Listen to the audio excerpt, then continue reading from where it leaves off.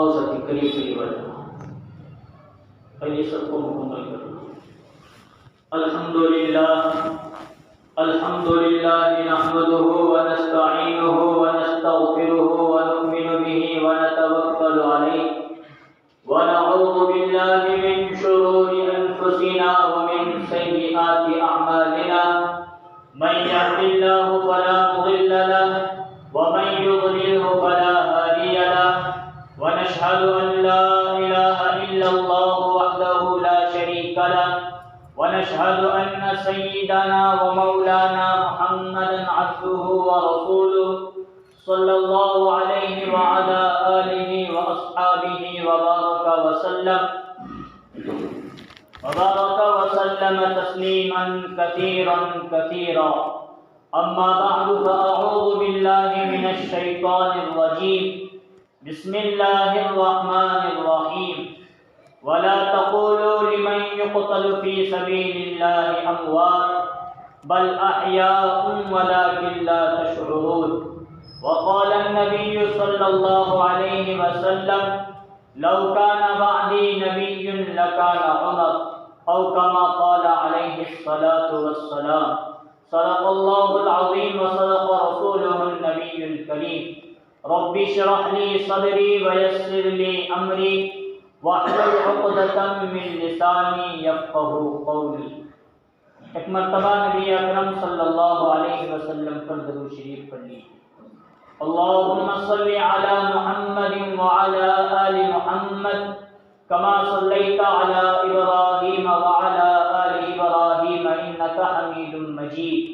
اللهم بارك على محمد وعلى آل محمد كما باركت على إبراهيم وعلى آل إبراهيم إنك حميد مجيد.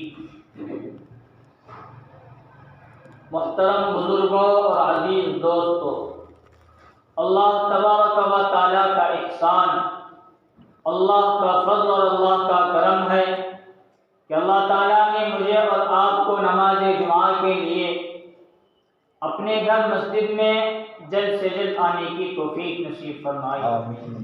جو باتیں کہیں جائے اللہ تعالیٰ ہم تمام کو اس پر عمل کرنے کی توفیق نصیب فرمائے. یہ کون سا مہینہ شروع ہو چکا ہے؟ محرم الحرام. اور اس کی تاریخ کیا؟ 2 تاریخ. الحمدللہ شریعت اسلامیہ میں دسمبر ختم ہو جائے پھر نیا سال شروع ہو جائے تو اسے نیا سال وغیرہ نہیں کہتے. وہ ہوں گے ان کے اعتبار سے، انگریزی کے اعتبار سے، یہود و نصارہ کے اعتبار سے. ہمارا نیا سال شروع ہوتا ہے محرم سے اور ختم ہوتا ہے ذی الحجہ پر. اور اللہ کا کرنا ایسا ہے کہ محرم بھی نام ہے قربانی کا اور ذی الحجہ بھی نام ہے قربانی کا. وہاں قربانی دی ابراہیم اور اسماعیل علیہ السلام نے. تاریخ بھی 10 ذی الحجہ. اور ادھر نواسۂ رسول صلی اللہ علیہ وسلم حضرت امام حسین رضی اللہ عنہ نے قربانی دی محرم الحرام کا مہینہ، وہ بھی 10 تاریخ عاشوراء کا دن. قربانیاں بہت تعلق سے ہیں. مسلمان اتنا آزاد نہیں ہے کہ کسی بھی طرح اپنی زندگی بسر کر لے. نہیں، قرآن نے، حدیث نے حد قائم کیا، حدود بندی بنائی ہے. اس میں چلیں گے مسلمان اور اسلام والا باقی بن کر رہ کر زندگی بسر کرو گے. اور اگر ان کو چھوڑ دو گے تو تمہارے نسلوں سے، تمہاری زندگی سے ایمان، اسلام، قرآن ختم ہو جائے گا. شریعت پر چلنا، اس پر عمل کرنا، اس کی تعلیم خود بھی حاصل کرنا، اپنی اولاد کو دینا، یہ آج ہمارے لیے بہت ضروری چیز ہے. خیر، محرم الحرام کا مہینہ آتا ہے تو ہم سمجھتے ہیں کہ محرم کا مہینہ غم خواری کا مہینہ ہے. محرم کا مہینہ ماتم کا مہینہ ہے. کا سمجھتے ہیں. وہاں انہوں نے جام شہادت نوش کیا تو ہم یہاں رو رہے ہیں، دھو رہے ہیں، ماتم منا رہے ہیں اور طرح طرح کی خرافات، بدعات، رسم و رواج ایجاد کر رہے. اور سب سے بڑی رسم یہی ہے کہ محرم الحرام کو، محرم کے مہینے کو ماتم کا مہینہ کہنا اور ماتم منانا خوشی کے طریقے پر، ڈھول تاشے بجانا، جلسے جلوس نکالنا، پھر تعزیہ منانا، یہ ہماری خوشی منا رہے ہیں، خوشی اور نام دے رہے ہیں ہم لوگ ماتم کا۔ اب ماتم کا نام ہم لوگ کیوں دے رہے ہیں محرم کے مہینے کو، اور خاص طور پر شروع کے 10 دنوں کو؟ اس میں عاشوراء کے دن یعنی محرم کی 10ویں تاریخ کو حضرت امام حسین رضی اللہ عنہ نواز رسول کربلا کے میدان میں پہنچے اور شہید ہو گئے۔ اب فقط ان کا نام لے کر ماتم کا مہینہ، تعزیہ نکالنا، جلوس نکالنا، شربت بانٹنا، پھر جلوس نکال کر شور مچانا، ہم حسین والے ہیں، ہم یزید سے دشمنی رکھتے ہیں، یہ سب کے سب غلط۔ اس مہینے میں امام حسین رضی اللہ عنہ شہید نہیں ہوئے، بلکہ اسلام کی اتنی بڑی عظیم شخصیت شہید ہوئی ہے محرم کی 1 تاریخ کو، کہ ان کی شہادت سے لے کر آج تک، آج سے لے کر قیامت تک ان کی تلافی، ان کے شہادت، ان کے وفات کے بعد آج تک اس شخصیت کی تلافی نہیں ہو سکی، ویسا عظیم شخص پیدا ہی نہیں ہوا۔ معلوم ہے کون؟ جی، محرم کی 1 تاریخ کو حضرت عمر بن خطاب رضی اللہ عنہ شہید ہوئے۔ کون؟ اتنے بڑے شخصیت کہ نبی نے اپنی زندگی میں فرمایا لو کان بعدی نبی لکان عمر، اگر میرے بعد نبوت کا دروازہ کھلا رہتا تو اس نبوت کے دروازے سے حضرت عمر رضی اللہ عنہ نبی بن کر آتے تھے۔ نبوت کا مقام و مرتبہ بند نبی پر، حضور صلی اللہ علیہ وسلم پر، اگر بالفرض نبوت کا دروازہ کھلا ہوتا، میرے بعد کوئی نبی آتا، وہ حضرت عمر رضی اللہ عنہ کے اتنے اندر شجاعت، بہادری اور اتنی عظیم صفات ہیں کہ اللہ ان کو نبی بنا کر بھیجتا۔ ان کی شہادت ہمیں شہادت معلوم نہیں ہوتی، ان کے نام پر تعزیہ نہیں نکلتا، جلوس نہیں نکلتے، الگ الگ طرح کے باتیں نہیں آتے ہیں تو وہاں 10ویں محرم کو عاشوراء کے دن یہ بدعت، خرافات چلی اور چلتی رہی ہے، اللہ معاف فرمائے۔ حضرت عمر رضی اللہ عنہ ایسے عظیم شخص ہیں، نام ان کا عمر، لقب ان کا فاروق ہے۔ اب اتنے بڑے بہادر اسلام لانے سے پہلے بھی تھے اور اسلام لانے کے بعد بھی تھے۔ ان کے اسلام لانے کا واقعہ بھی انوکھا ہے، عجیب ہے، بہت بہترین ہے۔ اسلام کو مٹانے کے لیے مشورہ ہوا، ابو جہل تھا، ابو لہب تھا، امیہ بن خلف تھا، ہر کفار و مشرکین کے ہر سردار موجود تھے۔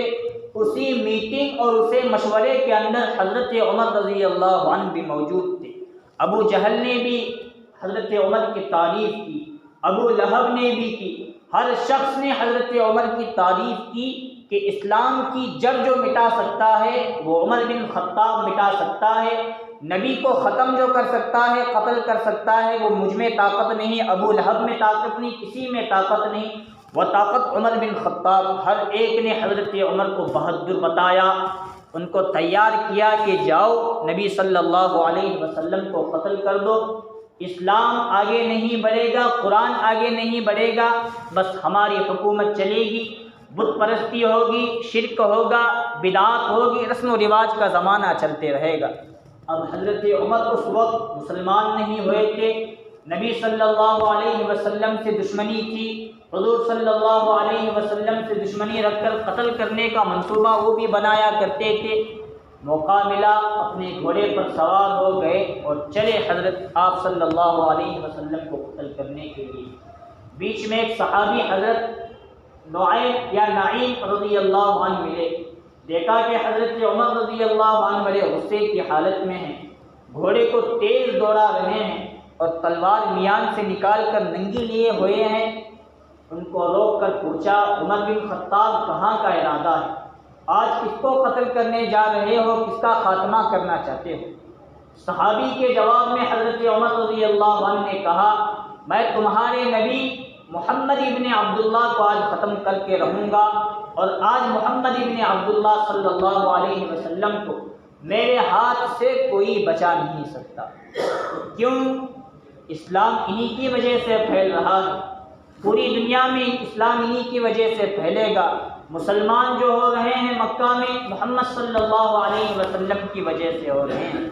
تو حضرت نعیم رضی اللہ عنہ نے جواب دیا، ان کو ختم کرنے کے، ان کو قتل کرنے کے بعد ان کی دعوت پر مسلمان اور ایمان والے ہو کر تمہارے بہنوئی اور تمہاری سگی بہن فاطمہ مسلمان ہو گئی ہو، تمہارے گھر کے اندر اسلام داخل ہو چکا ہے، اس اسلام کو تم کیسے مٹاؤ گے؟ پہلے جاؤ اپنے اسلام کی، اپنے گھر کی خبر لو۔ حضرت عمر رضی اللہ عنہ کو غصہ اور زیادہ بڑھا کہ میری سگی بہن اور میرا بہنوئی وہ مسلمان ہو گیا اور میں نبی کو قتل کرنے چلا جا رہا ہوں۔ گھوڑے کا رخ بدلا، اپنے گھر کی طرف کیا اور جا کر کنڈی کھٹکھٹائی تو بہن اور بہنوئی حضرت خباب بن ارت رضی اللہ عنہ کو اپنا استاد بنائے ہوئے قرآن مجید پڑھ رہے تھے اور تعلیم حاصل کر رہے تھے، سیکھنے سکھانے کا معمول، تعلیم کا معمول چالو تھا۔ جا کر دروازہ کھٹکھٹایا، کنڈی کھٹکھٹائی، بہن پہچانی، اتنی زور سے کنڈی اور دروازہ کون کھٹکھٹا سکتا ہے؟ کہ میرا بھائی عمر بن خطاب آیا ہے۔ ان کو چھپایا، قرآن کا جو صحیفہ، جو پارہ، جو سورہ طٰہٰ تھی وہ بھولے میں وہیں پہ رہ گئی، کھلی کی کھلی۔ دروازہ کھولا، حضرت عمر رضی اللہ عنہ اندر داخل ہو گئے اور سیدھا دونوں کو مارنا شروع کیا، اتنا مارا کہ بہن کو بھی خون آلود کر دیا اور بہنوئی کا بھی خون آلود کر دیا۔ بہن نے کہا، عمر میرے باپ کا نام بھی خطاب ہے، تیرے باپ کا نام بھی خطاب ہے، میں بھی انہی کی بیٹی ہوں، تو بھی انہی کا بیٹا ہے، جا تجھے جو کرنا ہے کر لے، مجھے مار لے، میرے شوہر کو ختم کر دے۔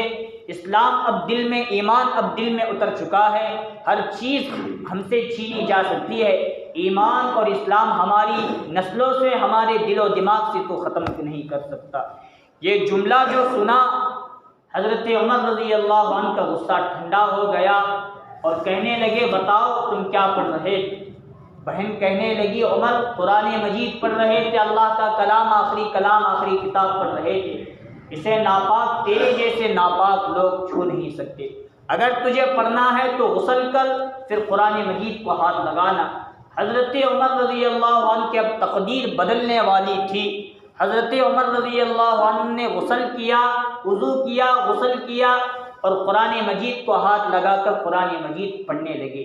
جب یہ ماجرا دیکھا تو حضرت خباب بن ارت رضی اللہ عنہ کیوار سے دوسرے روم سے باہر آئے اور بشارت سنائی، عمر کل میں نے نبی صلی اللہ علیہ وسلم کی زبان سے سنا تھا، حضور دعا مانگ رہے تھے تمہارے حق میں، اے اللہ عمر بن خطاب کو اسلام دے یا ابو لہب جس کا نام عمرو بن ہشام ہے، ان دونوں میں سے کوئی شخص مجھے چاہیے اسلام کی فروغیت کے لیے اور اسلام کی دعوت و تبلیغ کے لیے۔ اور یہ دو شخص اتنے عظیم، اتنے اہم تھے کہ دونوں کی طاقت پورا مکہ بلکہ پورا سعودی عرب مانا کرتا تھا۔ ابو جہل بھی بہادر تھا، ابو لہب حضرت عمر رضی اللہ عنہ بھی بہادر تھے۔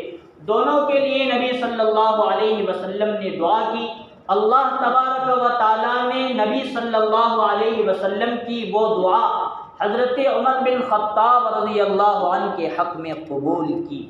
رسول اللہ صلی اللہ علیہ وسلم کے پاس حضرت خباب حضرت عمر رضی اللہ عنہ کو لے کر چلے اور جب مصافحہ ہوا، معانقہ ہوا، اس وقت آسمانوں سے جبریل علیہ السلام تشریف لائے اور رسول اللہ صلی اللہ علیہ وسلم کو بشارت دے رہے ہیں، اے اللہ کے رسول صلی اللہ علیہ وسلم، حضرت عمر رضی اللہ عنہ کا اسلام لانا آپ کو اور پورے مسلمانوں کو مبارک ہو۔ اور آج آسمان کے تمام فرشتے ایک دوسرے سے مصافحہ کر رہے ہیں، معانقہ کر رہے ہیں اور حضرت عمر رضی اللہ عنہ کے اسلام لانے کی مبارکبادیاں دے رہے ہیں۔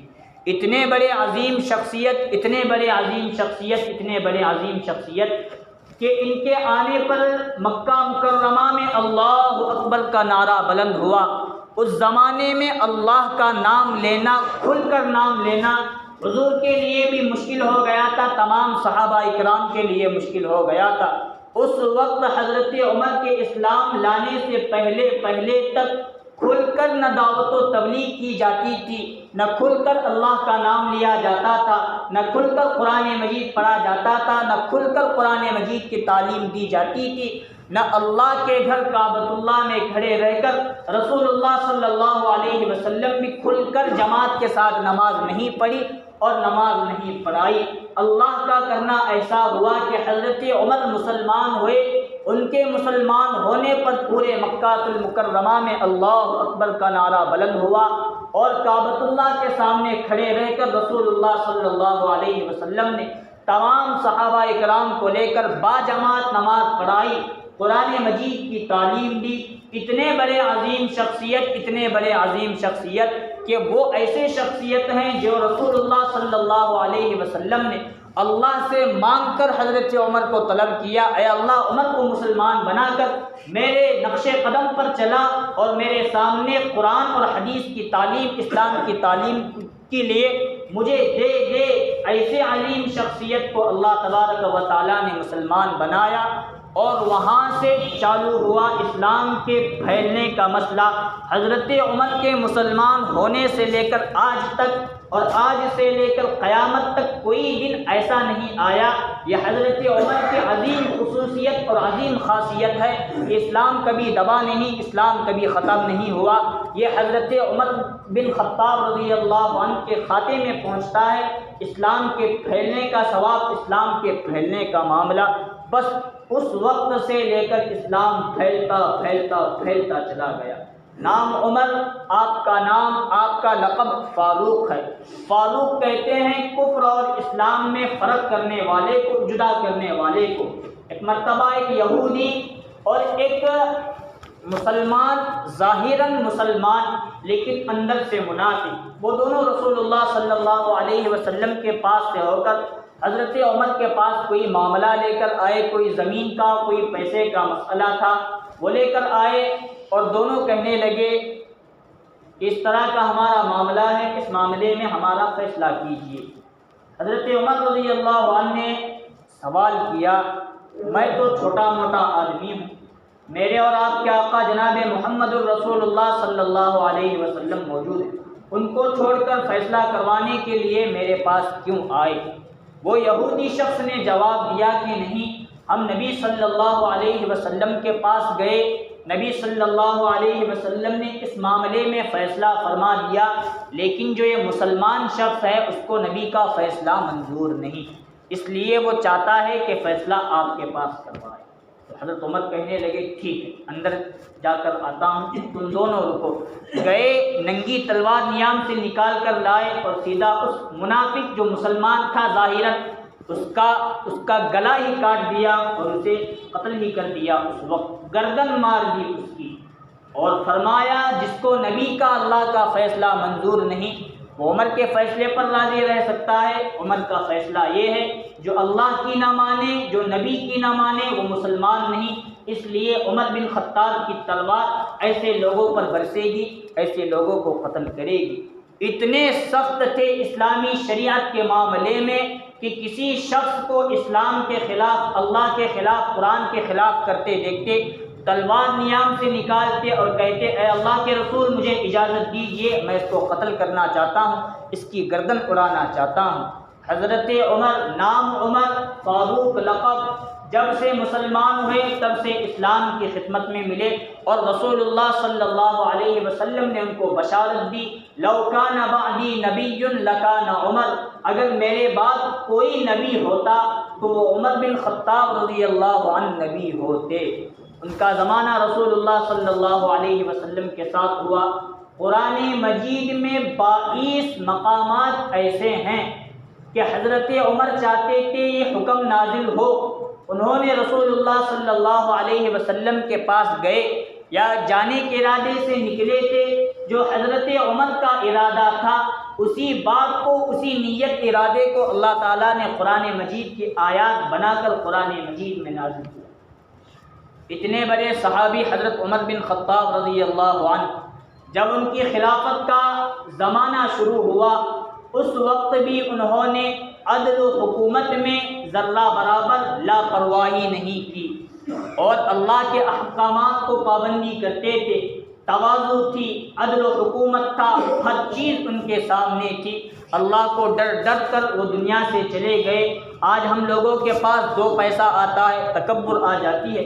22 مربع لاکھ میل کا بادشاہ، مطلب آج کے اعتبار سے پوری دنیا سمجھ لو، اس زمانے کے اعتبار سے پوری دنیا پر حضرت عمر نے مدینہ منورہ میں بیٹھ کر حکومت کی، اور اتنی بڑی حکومت کی، ان کی گواہی آج بھی یہود و نصارہ دیتے ہیں کہ اور 10 سال اگر وہ حکومت کر لیتے تو دنیا کے اندر کوئی کافر، کوئی یہودی نصرانی باقی نہیں رہتا، سب کے سب حضرت عمر کی برکت سے مسلمان ہو جاتے تھے۔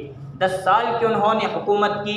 جب حضرت ابو بکر صدیق رضی اللہ عنہ کا انتقال ہوا، اس کے بعد خلیفۃ المسلمین بنائے گئے، امیر المؤمنین بنائے گئے، قیصر و کسریٰ کو فتح کیا، ملک شام کو فتح کیا، ایران کو فتح کیا۔ سادگی اتنی تھی، علماء لکھتے ہیں، کتابوں کے اندر لکھا ہے، 2 روایتیں ملتی ہیں۔ ایک روایت کے اعتبار سے ان کے جسم پر 27 پیوند لگے رہتے تھے۔ کتنے؟ اور دوسری روایت کے اعتبار سے 17 پیوند والا جبہ۔ پیوند سمجھے؟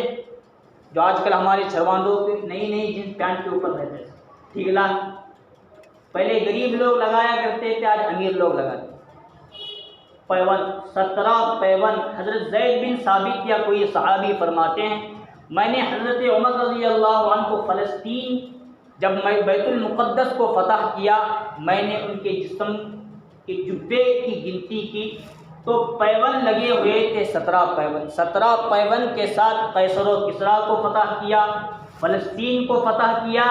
17 پیوند والا بادشاہ اس زمانے میں مسجد اقصی فلسطین کو فتح کر رہے ہیں۔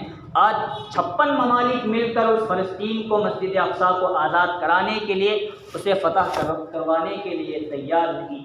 ایک مرتبہ مسجد نبوی صلی اللہ علیہ وسلم میں مہاجرین، 50 مہاجرین انصار صحابہ اکرام بڑے بڑے جمع ہوئے، اور وہ مشورہ کرنے لگے۔ عمر بن خطاب وہ ایسے شخص ہیں کہ جنہوں نے قیصر و کسریٰ کو فتح کیا، ایران کو فتح کیا، بڑے بڑے ملک ان کے قدموں کے نیچے آج آ گئے۔ ان کی سادگی ایسی ہے کہ 17 اور 27 پیوند کا جبہ اور ذات پہنتے ہیں، اور پیوند بھی ایسا کپڑوں کا، کپڑے میں پیوند لگے تو ایک بات اچھی لگتی ہے، کپڑوں میں وہ چمڑے کا پیوند اس زمانے میں لگایا کرتے تھے، وہ پیوند لگا کر انہوں نے قیصر و کسریٰ کو فتح کیا۔ صحابہ مشورہ کرنے لگے، حضرت عمر سے بات کہی جائے، قیصر و کسریٰ کے لوگ آپ کے پاس آتے ہیں، فلسطین کے لوگ آپ کے پاس آتے ہیں، ایران کے لوگ آپ کے پاس آتے، نہ جانے کہاں کہاں سے لوگ آپ کے پاس آتے۔ 22 مربع لاکھ کے آپ بادشاہ ہیں، اچھا لباس پہنیے، اچھا لباس سلوائیے، اور عمدہ سے عمدہ کھانا کھائیے تاکہ آپ کا رعب اور زیادہ بڑھے۔ اب وہ صحابی آپس میں مشورہ کرنے لگے، حضرت عمر کے پاس جا کر یہ رائے رکھے گا کون، ان کو ہمارا مشورہ دے گا کون؟ تو تمام صحابہ کہنے لگے حضرت عمر کو میں نہیں بول سکتا، ان کے سامنے میں ٹک نہیں سکتا، ان کو بولنے کی میرے اندر طاقت نہیں۔ ہاں، حضرت علی رضی اللہ عنہ داماد رسول صلی اللہ علیہ وسلم، ان کے پاس جائیں گے، ان کو اپنا قاصد بنائیں گے، بھیجیں گے، وہاں جا کر یہ بات ہو۔ حضرت علی کے پاس 50 صحابہ یہی ارادہ لے کر، یہی رائے مشورہ لے کر آئے، یہ حضرت عمر سے بات کہہ رہے ہیں۔ حضرت علی بھی کہنے لگے میں حضرت عمر کو کچھ کہہ نہیں سکتا، میرے اندر طاقت نہیں، ایسے عظیم شخص، ایسے عظیم بادشاہ، ایسے عظیم صحابی کو میں کچھ کہوں، میں بھی کچھ نہیں کہہ سکتا۔ ہاں، اگر آپ کو یہ بات کہنی ہی ہے تو نبی صلی اللہ علیہ وسلم کی بیوی حضرت حفصہ، یہ ان کی حضرت عمر کی بیٹی ہیں، ان کو جا کر کہو بیٹی اپنے باپ تک یہ پیغام پہنچا دے گی۔ جا کر تمام صحابہ نے بات رکھی، حضرت حفصہ نے حضرت عائشہ کو تیار کیا، میری اور آپ کی بات عمر انکار نہیں کر سکتے، ہم دونوں جا کر یہ رائے رکھیں گے۔ دونوں صحابیہ حضرت عائشہ حضرت حفصہ دونوں گئی، اور دونوں جا کر حضرت عمر سے ان کی تعریف کی، کچھ جملے سنوائے، کچھ رسول اللہ صلی اللہ علیہ وسلم کی باتیں بتائی، کچھ حضرت ابو بکر صدیق کے متعلق باتیں بتائی، پھر اپنے اصل مدعے پر آ گئے۔ آپ اتنے بڑے دنیا کے بادشاہ ہیں، 22 مربع لاکھ کے مالک ہو چکے ہیں، بادشاہ ہیں، اتنے بڑے بڑے لوگ آپ کے پاس آتے ہیں، یہ 17 پیوند والا جبہ نہ پہنا کیجیے، 27 پیوند والا جبہ نہ پہنیے، بلکہ اچھا سا عمدہ لباس پہنیے اور عمدہ سا عمدہ کھانا کھائیے۔ رونے لگے اور روتے روتے حضرت عمر کہنے لگے نبی صلی اللہ علیہ وسلم کو تم نے بھی دیکھا، میں نے بھی دیکھا، عیش و عشرت والی زندگی نبی نے پسند نہیں کی۔ حضرت ابو بکر کو میں نے بھی دیکھا، تم نے بھی دیکھا، جب میں ان دونوں کے نقش قدم پر نہ چلوں، ان کے نقش قدم سے ہٹوں تو مجھے ان کو ماننے والا بن کر زندگی بسر کرنے کا کوئی حق نہیں۔ خود بھی دھارے مار مار کر روئے۔ ان دونوں کو حضرت عائشہ رضی اللہ عنہا کو بھی رلوایا، حضرت حفصہ رضی اللہ عنہا کو بھی رلوایا اور کہے مجھے میرے نبی اور حضرت ابو بکر کی زندگی پسند ہے، اسی سادگی کے ساتھ میں زندگی بسر کرنا چاہتا ہوں۔ اتنے بڑے بادشاہ، اور آج ہندوستان چھوڑو، باقی ممالک چھوڑو جو اپنے آپ کو اسلامی ممالک کہتے ہیں، سعودی عرب والے، وہاں کی بھی بادشاہ، ان کا سوٹ تو 2-2 لاکھ کا ہوتا ہے، اور ان کے متعلق آج سننے میں ملتا ہے ایک مرتبہ جو بہترین جبہ پہنتے ہیں اس کے بعد زندگی بھر اس کا نمبر نہیں آتا۔ اس وقت پوری دنیا پر حکومت کر کے ان کی سادگی کا عالم، ان کے اندر اللہ تعالیٰ نے سادگی، ادب اور تواضع اتنی رکھی تھی، آج یہ مسلمانوں کے اندر نہیں ہے۔ اور شریعت کے معاملے میں، عدل و انصاف کرنے کے معاملے میں حضرت عمر رضی اللہ عنہ اتنے سخت تھے کہ ان کے سامنے کوئی ٹک بھی نہیں سکتا۔ ایک مرتبہ مدینہ کی کسی پہاڑ سے آگ نکلنے لگی، اپنا جبہ بھیجا اور کہنے لگے اس آگ سے آپ حکم سنوایا جبہ دکھوا کر کہ عمر رضی اللہ عنہ نے اب تک حکومت ملنے سے لے کر اب تک کسی پر ظلم نہیں کیا، میرے عدل کی برکت سے تو جہاں سے آئی ہے وہاں سے چلے جا۔ اتنی بڑی حکومت، اتنا بڑا انصاف، اتنا بڑا عدل حضرت عمر رضی اللہ عنہ میں تھا۔ مصر میں ان کے بیٹے ابو شحمہ نے کسی غلطی کی وجہ سے، بھولے سے یا کسی طریقے سے شراب پی لی تھوڑی بہت۔ وہاں کے حاکم، وہاں کے گورنر حضرت عمرو بن عاص رضی اللہ عنہ تھے۔ خط لکھا میرے بیٹے کو شراب پینے کی سزا دو۔ خط گیا تو حضرت عمر رضی اللہ عنہ کے بیٹے ہیں، ان کو کیسے سرعام سزا دی جائے؟ عمرو بن عاص رضی اللہ عنہ نے گھر میں بلا کر تھوڑے کوڑے ہلکے مارے۔ حضرت عمر رضی اللہ عنہ تک بات پہنچ گئی۔ عمرو بن عاص رضی اللہ عنہ نے ایسا معاملہ کیا، خط لکھا عمرو بن عاص تم بڑے صحابی ہو، تمہارا ادب، تمہارا اکرام میرے دل میں ہے، لیکن اسلام کے معاملے میں، عدل انصاف کرنے کے معاملے میں میرا بیٹا سمجھ کر تم نے اسے چھوڑا اور تھوڑے موٹے کوڑے مارے، میں تم کو تمہاری گورنری سے معزول کرتا ہوں، تم آج سے حاکم نہیں۔ یہ بھی بڑے صحابی اور وہ بھی عمرو بن عاص رضی اللہ عنہ بھی بڑے صحابی، اسلام کے خلاف گئے تو ان کو بھی حکومت سے معزول کر دیا، نکال دیا، اور فوراً دوسرا حکم نامہ جاری کیا کہ میرے بیٹے کو لے کر سیدھا مدینہ منورہ پہنچو۔ مدینہ منورہ آئے تو حضرت عمر رضی اللہ عنہ نے 70 کوڑے ایسے مارے کہ وہ ان کا بیٹا بیمار ہو گیا، بستر سے اٹھنے کے لیے تیار نہیں۔ باقی 10 کوڑے 80 کوڑے شراب پینے کی سزا ہے۔ علماء کہتے ہیں کہ اس کا انتقال اسی بیماری کے، حضرت عمر کے کوڑے کھا کر انتقال ہوا بیماری میں، پھر 10 کوڑے اس کی قبر پر جا کر حضرت عمر رضی اللہ عنہ مارے۔ اور ہمیں سبق دیا اسلام کے معاملے میں باقی کو نہیں چھوڑتا تو اپنے بیٹے کو کیا چھوڑتا۔ نام عمر بہت بڑا ہے، آدھا گھنٹہ یوں ہی گزر گیا، میں اصل محرم الحرام پر آ رہا ہوں۔ بہت بڑی ان کی سیرت ہے، بہت بڑے ان کے واقعات ہیں، مختصر کر دیتا ہوں۔ زندگی کے آخری لمحات شروع تھے، مکہ سے حج کر کے حضرت عمر رضی اللہ عنہ سیدھا مدینہ منورہ میں داخل ہوئے اور مدینہ کا سفر کر رہے تھے، کیونکہ چند دن مدینہ میں نہیں، حج کے سفر پر گئے ہوئے تھے، تو مدینہ کا معائنہ کرنے کے لیے نکلے تو حضرت مغیرہ بن شعبہ رضی اللہ عنہ کا ایک غلام، اس کا نام تھا فیروز ابو لؤلؤ فیروز، حضرت عمر کو دیکھ کر بازار میں آیا۔ اس نے کہا آ کر کہ میرے آقا مغیرہ بن شعبہ رضی اللہ عنہ مجھ پر زیادہ محصول مقرر کرتے ہیں، یعنی مجھے غلام بنا کر انہوں نے کاروبار میں لگایا، میں ان کو دن میں کچھ تنخواہ، کچھ پیسے دیتا رہوں، مجھے آزاد ایک مدت کے بعد وہ کریں گے۔ اس کو کہتے ہیں محصول کرنا، محصول مقرر کرنا۔ تو میرے آقا ہر روز دو درہم مجھ سے مانگتے ہیں اور 2 درہم میں ان کو نہیں دے سکتا۔ حضرت عمر رضی اللہ عنہ نے نام پوچھا کیا نام ہے؟ کہنے لگا ابو لؤلؤ فیروز۔ کام پوچھا کام کیا ہے؟ میں نقاشی کرتا ہوں، پتھروں کو بناتا ہوں، تیاری کرتا ہوں پتھروں کو تراش کر، چکی وغیرہ بنانے کا میں کام کرتا ہوں۔ حضرت عمر کہنے لگے تجھ سے بہتر چکی اور تجھ سے بہتر نقاشی پورے عرب میں کوئی نہیں کرتا، تو یہ 2 درہم تیرے لیے کوئی وزن نہیں ہے، 2 درہم دیا۔ وہ ناراض ہوا۔ اتنے بڑے بادشاہ سے ایک معمولی سا غلام ناراض ہو رہا ہے۔ حضرت عمر نے دوسری بات اس سے کہی جب تو بہترین چکی بناتا ہے تو میرے لیے بھی ایک بہترین چکی بنا کر دے دے، میں قیمت دے کر خرید لوں گا۔ اس نے حضرت عمر کو اشارے میں دھمکی دی تمہارے لیے ایک ایسی چکی بناؤں گا کہ پوری دنیا اس کو دیکھتی رہے گی اور اس کا چرچا پوری دنیا میں ہوگا۔ حضرت عمر پہچانے اور کہنے لگے کہ بندہ مجھے قتل کرنے کی اور مارنے کی دھمکی دے رہا ہے۔ صحابہ کہنے لگے اس کی سیدھا سزا دیں گے، قتل کر دیں گے۔ حضرت عمر نے کہا جو کام ابھی اس نے کیا نہیں اس پر سزا دینے کا اسلام میں کوئی سوال ہی نہیں آتا، چھوڑ دو۔ اب اس نے پلان بنایا حضرت عمر رضی اللہ عنہ کو ختم کرنے کا، قتل کرنے کا۔ ایک چاقو تیار کیا، چاقو میں بہترین سخت زہر ملایا اور چاقو کو زہر آلود کر دیا، بھگویا اور اسے اپنے نیام میں رکھ کر حضرت عمر رضی اللہ عنہ صبح کی نماز پڑھانے کے لیے تشریف لائے۔ وہ مکمل تیاری کر کے محراب میں مسجد نبوی صلی اللہ علیہ وسلم میں آ کر چھپ گیا۔ حضرت عمر رضی اللہ عنہ نے رکعت باندھی اللہ اکبر کہہ کے۔ اس وقت اس بندے نے وہ خنجر، وہ چاقو جو زہر آلود تھا نکال کر حضرت عمر رضی اللہ عنہ کے پیٹ پر 6 وار کیے۔ کتنے؟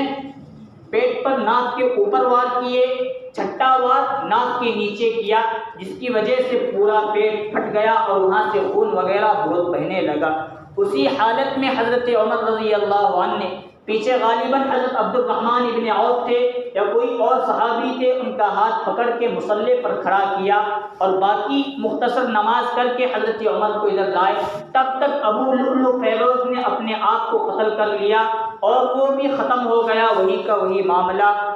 اب حضرت عمر رضی اللہ عنہ 3 دن یا 5 دن اسی بیماری کی حالت میں رہے۔ جب ان کا انتقال ہوا تھا تاریخ تھی 1 محرم۔ کیا کتنے؟ پیچھے والی بولو ذرا۔ وہاں حضرت حسین شہید ہوئے، ان کے نام پر ماتم۔ ان سے بڑا شہید کوئی نہیں سمجھ رہے۔ یہاں 22 مربع لاکھ کا بادشاہ انتقال کر رہا ہے، شہید ہو رہے ہیں، وہ بھی مہینہ محرم۔ جب ماتم جائز ہوتا، تعزیہ جلوس نکالنا جائز ہوتا تو حضرت عثمان اور تمام صحابہ پہلے ان کا نکالتے، بعد میں نمبر آتا تھا حضرت حسین، امام حسین رضی اللہ عنہ کا۔ اس وقت حضرت عمر کا تعزیہ، جلسے جلوس، ماتم اس وجہ سے نہیں نکالا گیا کہ اس وقت یزید اور یزیدی نہیں تھے۔ اس وقت تھے حضرت حسین کے وقت یزید اور یزیدی، نبی کے دشمن، حضرت حسین کے دشمن۔ جو لوگ آج ماتم مناتے ہیں وہ اپنے آپ کو نبی سے محبت، حسین سے محبت کرنے والا سمجھتے ہیں۔ تو میں نے بار بار یہ بات کہی، آج بھی کہتا ہوں کہ ماتم نکالنے والے، منانے والے اس وقت حضرت حسین کے دور میں وہ نبی سے محبت کرنے والے نہیں، حسین سے محبت کرنے والے نہیں، بلکہ تمام آل بیت سے دشمنی کرنے والے، قتل کرنے والے تھے۔ اس وقت حضرت حسین کو شہید کر کے ان کا سر نیزے پر، تلواروں پر رکھ کر انہوں نے ڈھول تاشے بجائے اور اس وقت انہوں نے جلسے جلوس نکالے، ماتم منایا، شربت تقسیم کیے، خوشیاں منائی تھی۔ آج وہی کام ہم سنی لوگ بھی اہل سنت والجماعت میں کر رہے ہیں۔ اصل میں یہ لوگ سنی نہیں، سنت سے کوئی وابستہ نہیں ہے، کوئی چیز بھی سنیت کی آج ایسے لوگوں میں باقی نہیں۔ آدھے نام کے اعتبار سے سنی، باقی پورے کے پورا ہم لوگ شیعہ ہو چکے ہیں۔ واقعہ میں چھوڑ دیتا ہوں، آئندہ جمعہ انشاءاللہ محرم الحرام اور حضرت حسین پر آئیں گے۔ 1 محرم الحرام کو حضرت عمر رضی اللہ عنہ کی شہادت ہوئی، انتقال فرما گئے۔ انتقال سے پہلے اپنے بیٹے کو بلایا، حضرت عبداللہ ابن عمر کو، کہنے لگے تیرا باپ انتقال کر رہا ہے، میں چاہتا ہوں کہ نبی کے پہلو میں حضرت ابو بکر کے پہلو میں دفن ہوں، لیکن وہ حجرہ حضرت عائشہ رضی اللہ عنہ کا ہے، اس کی مالک وہ ہیں، ان سے جا کر میری درخواست کرنا، اگر اجازت ہو تو مجھے نبی کے ساتھ دفنا دینا، ورنہ جنت البقیع عام مسلمانوں کے ساتھ دفنا دینا۔ حضرت عبداللہ ابن عمر ان کی زندگی میں بھی اس وقت جب وصیت کی تب بھی گئے، انتقال کے بعد بھی گئے۔ حضرت عائشہ فرماتی ہیں وہ جگہ میں نے اپنے لیے رکھی تھی، لیکن حضرت عمر اتنے بڑے آدمی ہیں کہ ان کا دفن ہونا نبی کے ساتھ، حضرت ابو بکر کے ساتھ دفن ہونا انہی کا حق ہے، میں انہیں دفن ہونے کی اجازت دیتی ہوں۔ حضرت عمر نے دوسری وصیت یہ کی تھی، اگر میری زندگی میں ابھی میں انتقال نہیں، مجھے دیکھ کر حضرت عائشہ اجازت دے سکتی ہیں میری جلالت بہادری کو دیکھ کر، لیکن جب میرا انتقال ہو جائے پھر جا کر رکھنا، پھر اجازت لینا، پھر نبی صلی اللہ علیہ وسلم سے بھی اجازت لینا، اگر نبی کی طرف سے ابو بکر کی طرف سے مجھے آنے کی اجازت ہو تو اندر داخل کرنا، ورنہ عام قبرستان کے اندر مجھے جنت البقیع میں دفن کر دینا۔ یہ حضرت عمر ہیں، اتنے بڑی دنیا کے بادشاہ، 22 لاکھ مربع میل پر حکومت کر گئے، ان کے نام کا ماتم نہیں ہو رہا تو ہم کیوں محرم الحرام کو ماتم کا مہینہ، کائے کا مہینہ؟ یہ حضرت حسین رضی اللہ عنہ سے پہلے بھی محرم تھا، بعد میں بھی رہے گا، قیامت تک چلتا رہے گا۔ ہمیں اس مہینے میں شریعت پر نبی صلی اللہ علیہ وسلم کے احکامات پر عمل کرنا ہے۔ نبی کا حکم اس وقت یہ ہے کہ 9ویں 10ویں، اگر 9ویں نہیں رکھ سکتے تو 10ویں اور 11ویں 2 روزے رکھنا ہے۔ اس وقت حضور صلی اللہ علیہ وسلم کے دور میں بھی رہے، تمام صحابہ کرام کے دور میں بھی یہ روزے رہے۔ محرم حضرت حسین کی یاد کا مہینہ نہیں، اسلامی پہلا مہینہ ہے، اس میں بہت سارے لوگ شہید ہوئے، اگر ماتم منانا ہے تو پھر سب کا منانا پڑے گا، پہلے حضرت عمر کا مناؤ بعد میں ہوگا۔ وقت ہو گیا، اللہ تبارک و تعالیٰ سے دعا ہے اللہ تبارک و تعالیٰ ہم لوگوں کو عمل کی توفیق نصیب فرمائے۔ یونیفارم سول کوڈ کے متعلق 2 دن جمعہ سے بات کہی جا رہی ہے، تو تاریخ اس کے آگے بڑھی ہے، اس کا فیصلہ وغیرہ 28 جولائی کو ہوگا۔ تو اس سے پہلے جن لوگوں نے ابھی تک وہ اسکین نہیں کیا، باہر بہت جگہ لگائے ہوئے ہیں، اپنا اسکین کر لے، اور بہت سارے ممبر وغیرہ کمیٹی کے لوگ چل پھر کر رہے۔ الحمدللہ بہت سارے نوجوانوں نے بھی ہمارا ساتھ دیا، بہت سارے لوگوں کا ساتھ دیا، چل پھر کر انہوں نے کیا، اللہ تعالیٰ ان کو بھی جزائے خیر نصیب فرمائے۔ اب تک جنہوں نے نہیں کیا وہ کر لے، اور تاریخ آنے سے پہلے دوسروں تک بھی بات پہنچا کر اپنی رائے وہاں تک پہنچے، اللہ عمل کی توفیق نصیب فرمائے۔ آمین وآخر دعوانا الحمدللہ رب العالمین۔